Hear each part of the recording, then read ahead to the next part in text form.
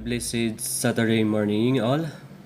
Nawa po ay nag-aaral po tayo dahil malapit na po ang exam. Ako po ay mag-share lang ng mga konting kalaman, especially po sa mga beginners. Okay? Sana po ay makatulong po sa inyo.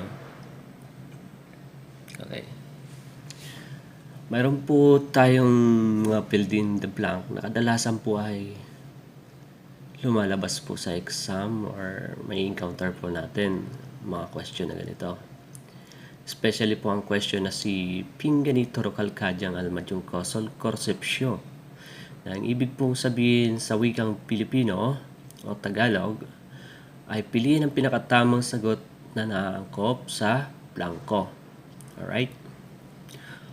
Hindi na po ako magpapaligoy-ligoy at umpisahan na po natin sa magkakasunod na halimbawa o tanong. Unahin po natin sa number 34. Okay? Malinaw naman po siguro. Okay.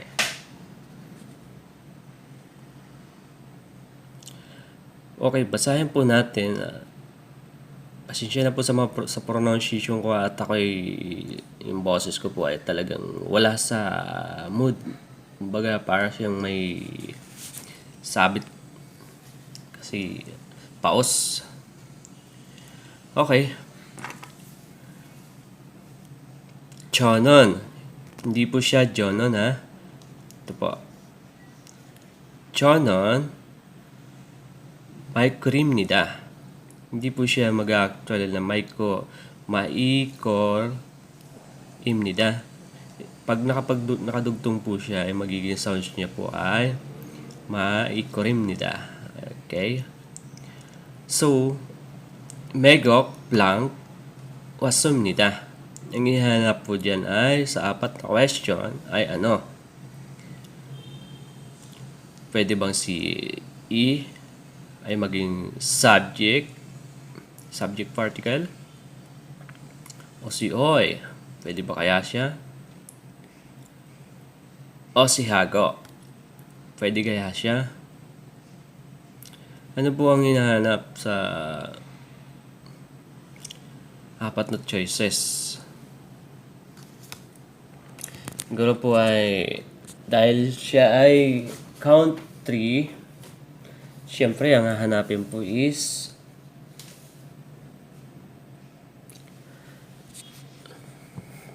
lumabog, pasensya na po ha. Ano po? Ako nga pala, hindi pala ito live. Pasensya na po ha. Sa madaling sabi po, pag ang nakalagay po ay ganito, ang question po ay nagpapakilala. Siyempre po ay ang kanyang hanap, ang idudugtong po natin sa kanya ay yung location dahil pinakilala niya ang kanyang lugar.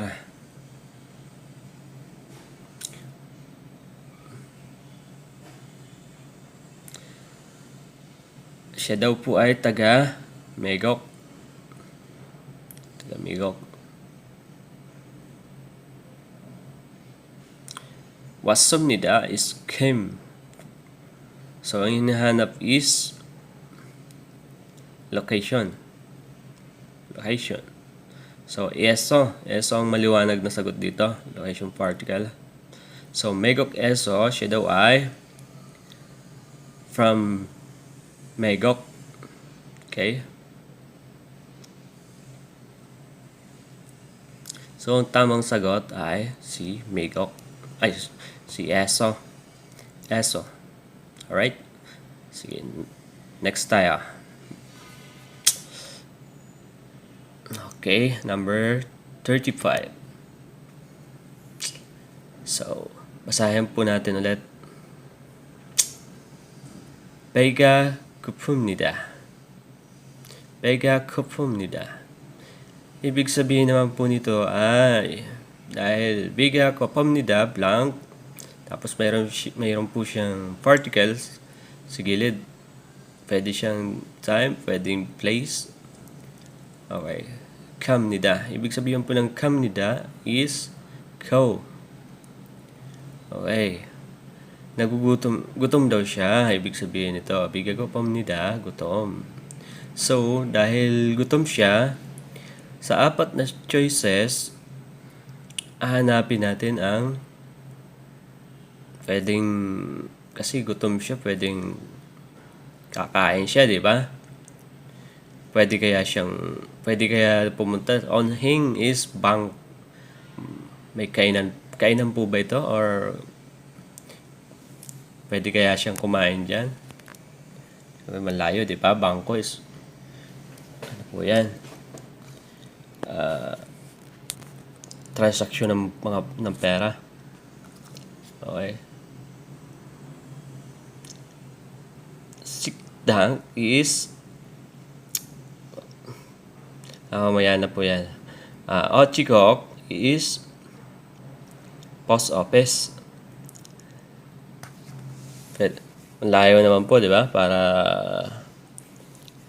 isipin na ito isang kainan. Kasi sa itong post office. Yohengsa is travel agency. Mas lalong malayo. So, si Sikdang ang maliwanag na sagot. Siya po ay isang restaurant. Gusto niya daw pumunta sa restaurant dahil na gutom na daw po siya. Okay. So, kakain siya. Okay, next tayo. Place particle po yan na si E. Pwede rin po siyang time particle. Depende po sa sentence or sa question. Okay, number 36. 저는 쌀과 젖소를 좋아합니다. 그래서 blank 맞습니다. Alright, pasensya na po. 저는 쌀과 젖소를 좋아합니다. 그래서 blank 맞습니다. Okay. Ako ay, ibig naman sabihin ng 저는, ako ay gusto niya ng apple juice daw. 그래서, ibig sabihin po ng 그래서 is so blank. Wala po siyang any particle, wala po. 맞습니다. Ibig sabihin ng 맞습니다 is minom. So, may apat na choices ulit tayo. 자죠 is often.